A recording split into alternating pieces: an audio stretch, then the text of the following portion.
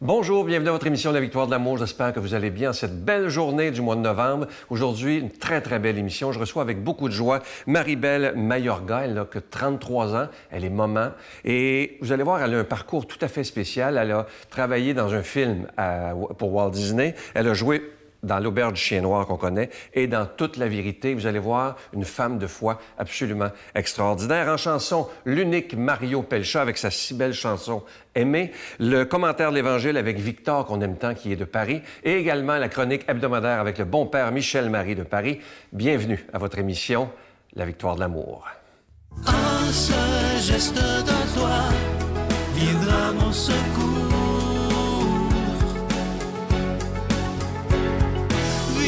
Se met dans mon âme le grain de l'amour. Je traverse un désert et je meurs de soif. Montre-moi le mystère qui garde la foi. Maribel, quelle joie de te recevoir. Oh, merci. Je lisais ton histoire hier et je me disais, ça pourrait faire un film, vraiment. Un jour, on ne sait pas. Est-ce que tu es né d'une famille croyante? Oui, donc mes parents viennent du Nicaragua. Donc la foi est très, très vivante. On est latino-américains, donc oui, depuis bébé, ma jeunesse, j'ai vraiment été servante de messe. Tous les dimanches, on allait à l'église, le rosaire aussi, c'était super important. Donc oui. On a une foi très vivante. Et est-ce que tu as eu, à un moment donné, comme beaucoup de personnes à l'adolescence, le goût de tout mettre ça de côté? Pas vraiment de mettre ça de côté, mais j'avais des gros questionnements par rapport à, tu sais, à l'école secondaire, par exemple. Là, justement, où on a plein de questions, qui on est, tout ça. C'était Maribel les dimanches ou Maribel, à l'école secondaire. J'arrivais pas à rimer les deux. Je voulais être une seule Maribel. Je voulais vivre ma foi ouvertement, sans aucune contradiction, jugement aussi. Mais oui, il y a une époque très, très, très importante et c'est là justement où j'ai connu les JMJ. Ouais. C'est là où ça m'a complètement sauvée. Chez lesquels que tu as connus? Donc, j'ai en Allemagne. Ça, j'y étais. Oui, en Espagne aussi, en 2011. Ça, et la dernière fois, c'était à Panama, tout récemment, en 2019.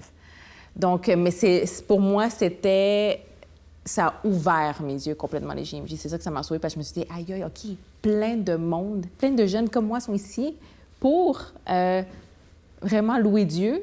Et je me sens pas seule, parce que c'est des jeunes partout dans le monde, pareil. À partir de quel âge ton rêve était de devenir danseuse et actrice et tout ça? Est-ce que c'était depuis que tu étais toute petite? Non, parce que depuis que je suis petite, pour nous, les Latino-Américains, la danse, c'est juste de la danse. Il n'y a pas un métier, vraiment, tout le monde danse, disons. C'est vraiment à l'école secondaire que j'étais, à Cavalier de la Salle, que la danse a pris une portion très importante de ma vie. Je me suis dit, oh, OK, j'aime vraiment ça. Là, c'est vraiment une passion. À partir de là, on faisait des spectacles et tout. Là, je voulais me former en tant que danseuse.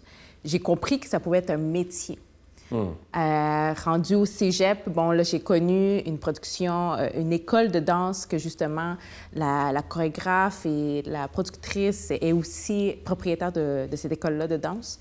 Et elle m'a pris littéralement, puis il m'a dit, OK, vas-y, on pousse ça directement, parce que j'ai commencé à prendre des cours de technique très tard, à 15 ans. Littéralement, 15-17 ans. Très tard pour une danseuse de prendre des cours techniques. Et c'est à partir de là que je me suis dit, c'est là que je veux faire mon élan en danse. Et ça a duré pendant 15 ans, si j'ai bien vu. Oui. Ensuite, tu as fait à travers ça un film pour Walt Disney. Oui. Et tu as joué dans les téléromans. Oui. Qu'est-ce qui est arrivé? À un moment donné, tu es dans une tournée en Europe. Oui. Et là, il y a quelque chose qui ne va plus, là. Non. Qu'est-ce qui se passe? C'était une tournée européenne pour une artiste canadienne. Et à partir de là, je me sentais pas bien. J'avais des palpitations, j'avais des crises d'anxiété. Je m'en souviens, je dansais pour des milliers de personnes. Normalement, je fais ça très facile. Pour moi, au contraire, j'aime ça. Mais là, c'était rendu que ça faisait 1 mois et demi qu'on était en France, que je me sentais pas bien. J'étais physiquement malade et même mentalement, si je peux dire, avec, anxiété, tout ça. Je me suis enfermée dans une chambre d'hôtel. Je me suis mis à genoux. Puis c'est là que j'ai commencé à prier pour dire qu'est-ce qui se passe? Ça fait 15 ans que je danse. Tout ce que ça c'était le rêve sort. de petite fille aussi. Oui, exactement, partir en tournée. Et qu'est-ce qui se passe, justement? Pourquoi maintenant? Et c'est là où j'ai vraiment dit la phrase « je m'abandonne, Seigneur. Je m'abandonne parce que là, je ne sais pas qu'est-ce qui arrive. Et j'ai entendu ce genre d'appel, si je peux dire, du Seigneur dire, j'ai besoin que tu donnes plus. À partir de là, le lendemain, je suis allée voir le producteur puis j'ai dit, excusez, c'est parce que je me sens pas bien, mais je dois retourner au Canada, finir mon plan B qui est étudier en communication en relations publiques. À partir de là, dès que je disais les mots, c'est comme si toute ma maladie s'estompait puis s'en allait, plus de C'est incroyable le corps, hein? Incroyable comment, si on écoute bien notre corps. Et j'ai fait, cette soirée-là, j'ai fait, je pense, le meilleur spectacle de ma vie. Je suis revenue au Canada, j'ai eu un enfant, j'ai fini mes études et à partir de là, j'ai étudié en tout ce qui est en communication, même TV aussi. J'ai travaillé pour Météo Média pour quelques mois. C'est les Lumières, Diocèse de Montréal et maintenant des petits projets au Vatican. Avant d'aller plus loin, j'aimerais qu'on revienne à la chambre d'hôtel. Comment savoir si ce que tu as vécu était vraiment un appel de Dieu à tout laisser ou ton imagination? Comment on fait? Bonne question. Je me suis même posé la question après moi-même. Qui était sûrement bête, t'as entendu cet appel-là ou c'est juste toi qui... Je dirais que quand j'étais à genoux dans ma chambre d'hôtel, j'en pouvais plus. Mon corps en pouvait plus. Il fallait que je m'abandonne pour recevoir l'aide. Parce que j'ai tout essayé. T'sais, nous, comme humains, on essaye tout, jusqu'à temps que faut laisser Dieu. Faut laisser Dieu te prendre et après ça te guider. Et c'est à partir de là, je me suis dit, là, j'ai tout essayé, je comprends pas pourquoi après 1 mois et demi, mais c'est là que j'ai senti cet appel, il fallait que je donne plus. Et aussi, ça m'a affirmé que lorsque je disais les mots qui sortaient quand je disais « je dois retourner au Canada », c'est là où j'avais aucun stress. Tu parlais d'un projet au Vatican. Oui. Est-ce que c'est indiscret de te demander c'est quoi? Donc, ça a déjà été publié de toute façon. Ça s'appelle, en anglais, c'est Faith Communication the Digital World. Donc, comment communiquer la foi dans le monde digital, notre foi catholique. C'est un projet qui a été lancé par le dicastère des communications fin de l'année passée. Et c'est un... Vous êtes juste 16 personnes qui ont été choisies dans le monde. Exactement. Ouais, c'est un bon signe, ça aussi, là. Donc, à partir de là, on a commencé en février, on finit en février qui arrive en 2022. Et on se rencontre à tous les samedis, partout dans le monde, vraiment à travers Zoom. Et en juin, on est allé les rencontrer physiquement une semaine à Rome, justement, parce que, oui, on reçoit, disons, une formation vocationnelle, mais aussi, on les aide avec certains projets qu'ils ont précisément, avec nos petites expertises qu'on a. Question délicate, mais je vais te la poser parce qu'il y a sûrement des gens qui se la posent à la maison. Tu es une jeune femme moderne, toute belle. Qu'est-ce qui fait, parce qu'on sait qu'on ne se le cachera pas, l'Église, présentement, n'a pas bonne presse, ni le Vatican, etc. Comment une femme, je vois que tu es très intelligente, décide de donner sa vie malgré ça? Parce qu'il m'a sauvée. Je peux pas ne pas rien faire. Je peux pas ne pas rien faire.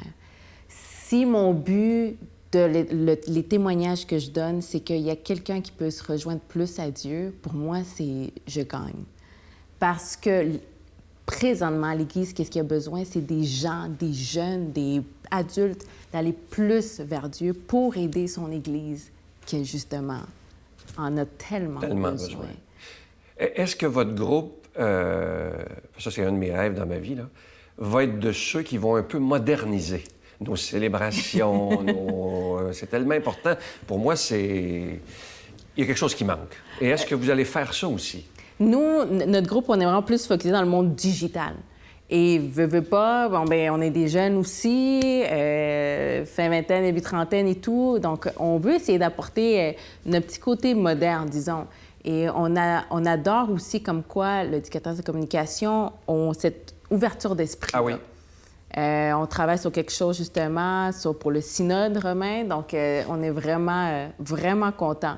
Parce que, on a été engagés plus dans le monde digital, puis on espère que ça va aller aussi pour la prochaine cohorte.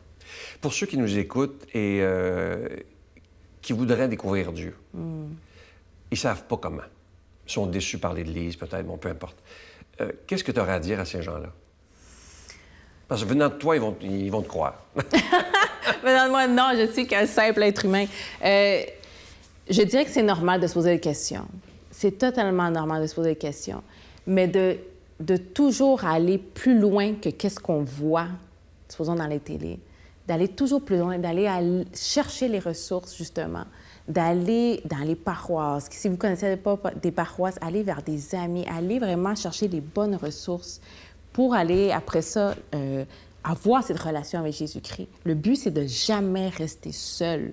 Parce que là, si on est seul, bien là, on se base sur notre propre opinion et tout ça. Donc, d'aller chercher là, il y a tellement de groupes de jeunesse, justement, qui sont là pour aider les jeunes. Il y en a tellement ici à Montréal. Je pense juste à Mission Jeunesse, qui c'est tellement gros. Il y en a plein. Donc, de jamais rester seul. Mm-hmm. C'est quoi ton rêve pour l'Église? Ton rêve absolu? Pour l'Église? Pour les années qui viennent, là. J'en ai plein, mais disons que mon rêve pour l'Église, c'est d'être... ils font des gens en marche et c'est d'être à l'écoute.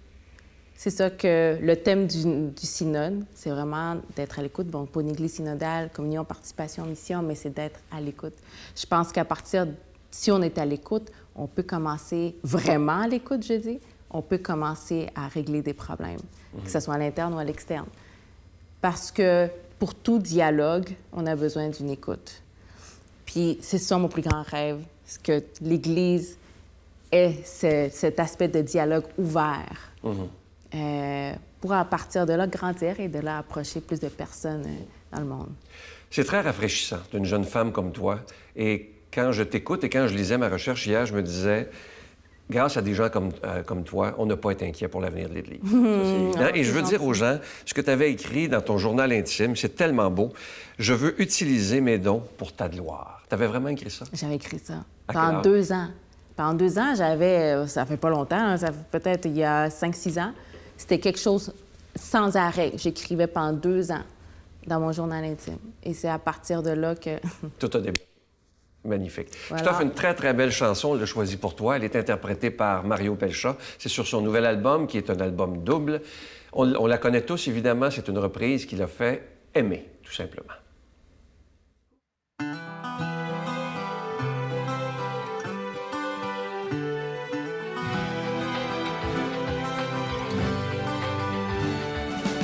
C'est comme habiter loin des mots que l'on regrette.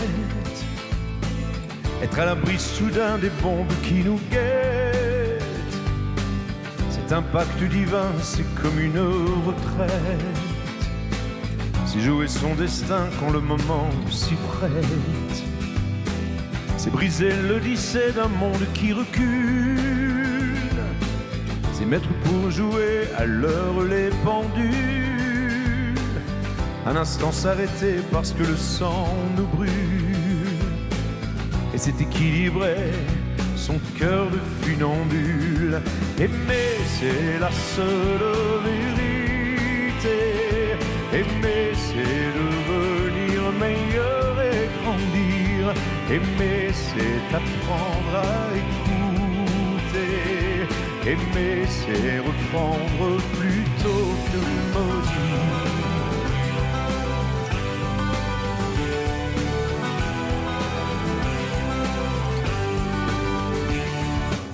C'est donner pour donner sans demi-mesure. Les masques enlevés, tomber les armures. C'est un baiser donné, une main qui rassure. C'est se laisser porter, c'est la mer, c'est l'azur. Mettre son âme à nu, que les yeux rendent folle. Des larmes retenues quand un avion s'envole. Un graffiti de plus fait sur un banc d'école.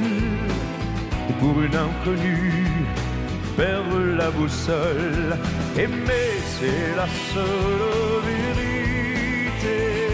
Aimer, c'est devenir meilleur et grandir. Aimer, c'est apprendre à écouter. Aimer, c'est reprendre plutôt que maudire.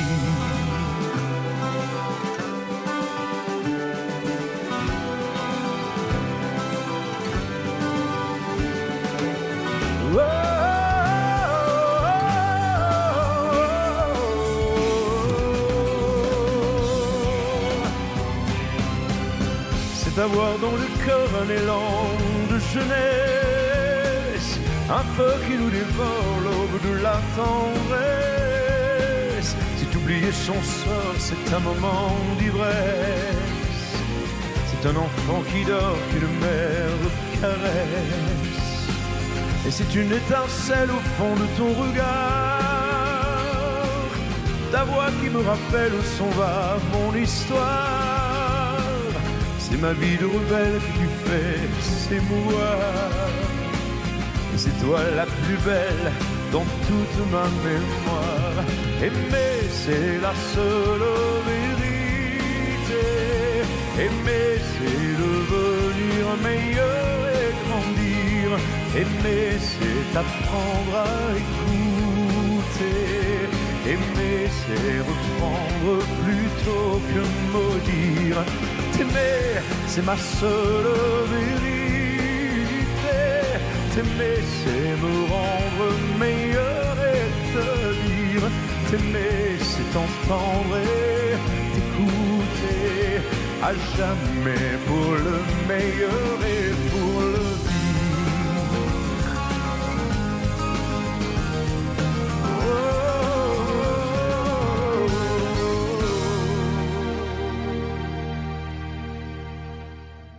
Notre Père qui es aux cieux, que ton nom soit sanctifié, que ton règne vienne, que ta volonté soit faite sur la terre comme au ciel. Donne-nous aujourd'hui notre pain de ce jour.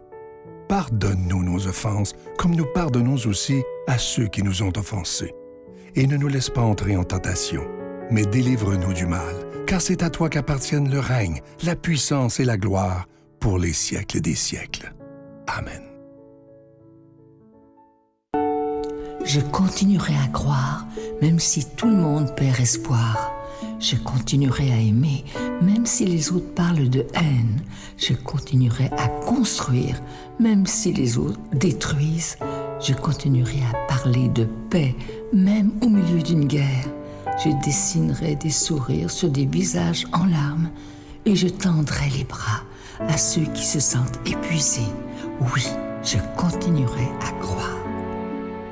Je suis tellement content de vous parler de ce magnifique cadeau du mois de novembre. Il s'agit d'une exclusivité de la Victoire de l'amour. Ça a été fabriqué pour nous. Il s'agit de l'Ange de Noël, collection 2021. Il est en épinglette et il est déjà béni, évidemment. Vous le recevrez avec un don de 25 $ et si vous en voulez deux, avec un don de 40 $. Je vous rappelle que vous le recevrez très, très rapidement. Vous savez que lorsque vous faites un don à la Victoire de l'amour, ça nous permet de continuer à annoncer la parole de Dieu par la télévision, par Internet, par tous les moyens moderne pour répondre à cet appel de Jésus qui disait « Allez de par toutes les nations, annoncer la bonne nouvelle. » Je vous donne l'adresse, la Victoire de l'amour, case postale 120, succursale Boucherville à Boucherville, le J4B 5E6, je vous la redonne, la Victoire de l'amour, case postale 120, succursale Boucherville à Boucherville, le J4B 5E6. Également par téléphone, par carte de crédit du lundi au vendredi de 8h30 à 16h30 dans le 514-523-4433, 523-4433 ou sans frais le 1-888-811-9291, 1-888-811-9291 et aussi sur notre site Internet. Vous savez que c'est une façon très rapide, sécuritaire et efficace de faire votre don, le www.lavictoiredelamour.org. Alors, je vous redonne ce beau cadeau du mois. Il s'agit de l'Ange de Noël, collection 2021. Moi, je crois que c'est le plus beau qu'on a eu depuis le début. Il est en cristal et orné de petits zircons et, comme toujours, il est déjà béni. Merci de tout cœur de ce que vous ferez pour la Victoire de l'amour, parce que vous savez que c'est grâce à chacun et chacune de vous que bientôt, ça fera déjà 27 ans que nous sommes ensemble.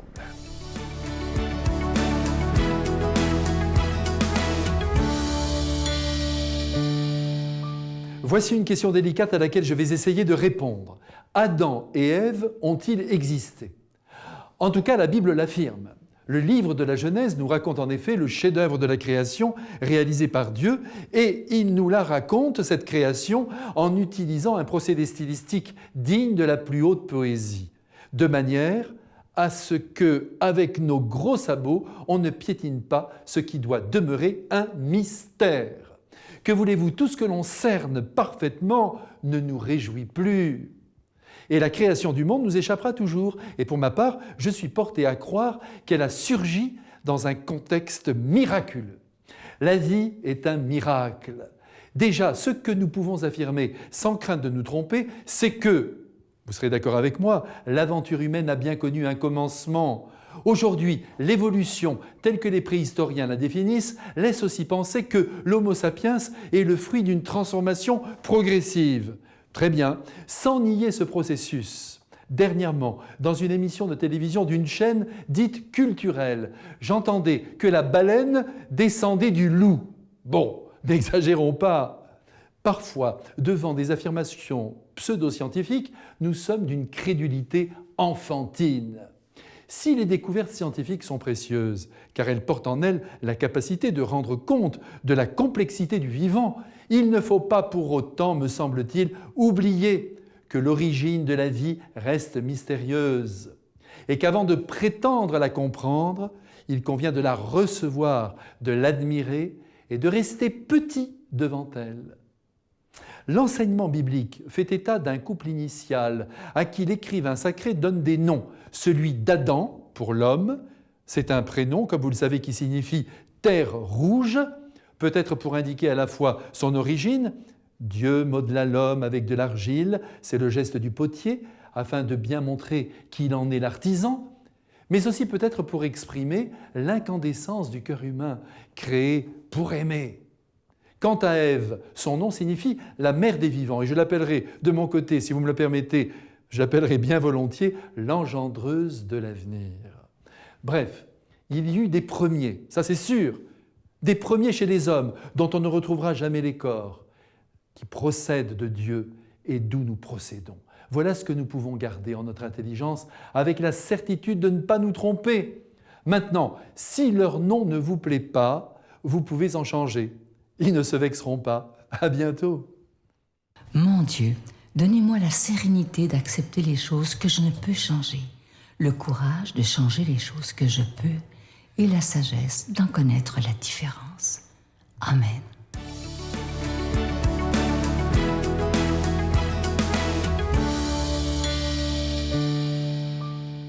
Aujourd'hui, l'Église nous propose de méditer un passage de l'Évangile selon saint Marc. En ce temps-là, dans son enseignement, Jésus disait aux foules « Méfiez-vous des scribes, qui tiennent à se promener en vêtements d'apparat et qui aiment les salutations sur les places publiques, les sièges d'honneur dans les synagogues et les places d'honneur dans les dîners. Ils dévorent les biens des veuves et pour l'apparence, ils font de longues prières. Ils seront d'autant plus sévèrement jugés. » Jésus s'était assis dans le temple en face de la salle du trésor et regardait comment la foule y mettait de l'argent. Beaucoup de riches y mettaient de grosses sommes. Une pauvre veuve s'avança et mit 2 petites pièces de monnaie. Jésus appela ses disciples et leur déclara « Amen, je vous le dis, cette pauvre veuve a mis dans le trésor plus que tous les autres, car tous ils ont pris sur leur superflu. Mais elle a pris sur son indigence. Elle a mis tout ce qu'elle possédait, tout ce qu'elle avait pour vivre. » Aujourd'hui, je voudrais m'attarder sur ce que c'est qu'une bénédiction. On entend ce mot assez souvent en tant que chrétien, mais est-ce qu'on sait ce qu'il veut dire? Et j'ai l'impression qu'aujourd'hui, Jésus nous demande aussi, est-ce qu'on sait ce qu'il implique? Une bénédiction, étymologiquement, c'est le fait de dire du bien. Si on coupe le mot bénédiction en deux, on trouve que bénir quelqu'un, c'est en dire du bien. Si on part de ce principe, là, Jésus, il est en train de bénir cette femme qui donne ces 2 pièces, puisqu'il en dit du bien. Mais cette femme, à la base, elle passe inaperçue. Et les 2 pièces qu'elle donne la mettent dans la case des gens pauvres, des petits. Donc en quelque sorte des gens qu'on voit moins. Mais Jésus, il est dans le trésor, il est dans le temple, en face de la salle du trésor, et il regarde, et il voit. Bénir, ça implique de prêter attention, comme Jésus, à la réalité du monde qui nous entoure. Voir les gens, et voir tout le monde. Prêter attention aux frères et aux sœurs autour de nous. Avoir de la considération pour tous. C'est une partie de ce qu'est la charité, l'amour de Dieu. L'amour nous ouvre au monde, l'amour nous ouvre aux autres. Et je pense que ça peut être une bonne clé de réflexion pour nous-mêmes. Parfois, il peut nous arriver de nous dire « Bah moi ça va, j'aime les autres. Je suis gentil, oui j'aime les autres, je vois pas ce que je fais de mal. » Mais honnêtement, tous les gens qui ont besoin d'aide, est-ce qu'on les voit? Et même ceux qui n'ont pas nécessairement besoin d'aide. mais qui sont considérés comme petits ou à part, est-ce qu'on les voit vraiment? Et si on les voit, est-ce qu'on s'arrête pour parler ou proposer de l'aide tout simplement? Et est-ce qu'on le fait à tous les coups? Est-ce qu'on est vraiment plein de considération pour les gens autour de nous? En tout cas, je sais que pour moi, c'est encore beaucoup trop insuffisant. Et il faut se pencher dessus pour vivre un peu plus le don de soi. Avec justice et sagesse, évidemment, mais pas juste rester replié sur nos petites vies égoïstement. Rappelons-nous le livre de la Genèse dans la Bible. Comment est représentée la création de l'univers? Au-delà de la portée symbolique magnifique des premiers chapitres, ce qui me touche, c'est la manière dont Dieu crée. Il dit que la lumière soit. Il dit qu'il y ait des luminaires, que la terre produise l'herbe, etc. En fait, le plus marquant, c'est au verset 22 du premier chapitre. On peut lire « Dieu les bénit par ses paroles. Soyez féconds et multipliez-vous, remplissez les mers, que les oiseaux se multiplient sur la terre. » Enfin, il dit « Faisons l'homme à notre image, selon notre ressemblance. » Puis, il les bénit aussi. Et il dit « Soyez féconds. » En bref, Dieu crée par la parole. Et il fait du bien. Autrement dit, nous-mêmes, à la base de tout, avant tout regard des autres, avant tout jugement des autres ou de nous-mêmes, avant tout, ce qui fait notre identité première, c'est qu'on est des bénédictions de Dieu.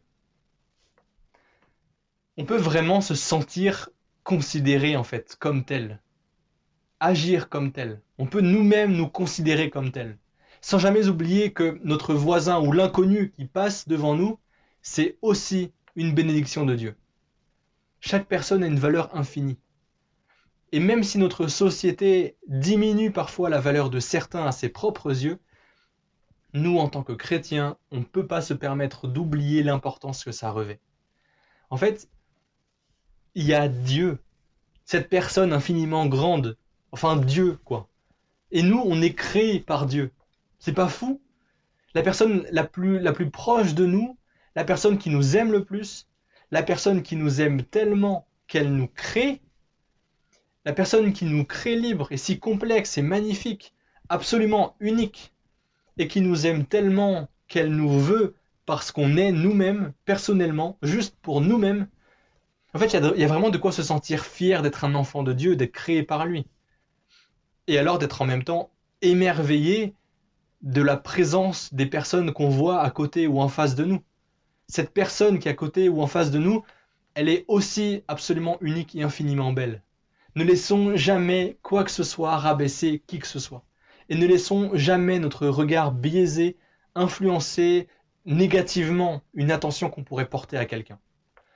On a reçu notre humanité, on a reçu nos talents, alors donnons-les en retour. Donnons-les d'abord en reconnaissant notre valeur aux yeux de Dieu, et ensuite en essayant de regarder les autres à travers ses yeux. Osons bénir tout le monde, les plus petits aussi. Surtout que si on leur refuse cette attention à cause d'un jugement qu'on leur porte, en fait on se fait moralement bien plus petit qu'eux. Demandons la grâce de nous voir comme des bénédictions, de voir les autres comme des bénédictions, de nous considérer comme tels de Dieu et de considérer les autres comme des bénédictions, de vivre comme tels, de partager cette joie autour de nous, de transpirer de l'amour de Dieu, au nom du Père, du Fils et du Saint-Esprit. Amen. Je vous salue Marie, pleine de grâce. Le Seigneur est avec vous. Vous êtes bénie entre toutes les femmes, et Jésus, le fruit de vos entrailles, est béni. Sainte Marie, Mère de Dieu, priez pour nous pécheurs, maintenant et à l'heure de notre mort. Amen.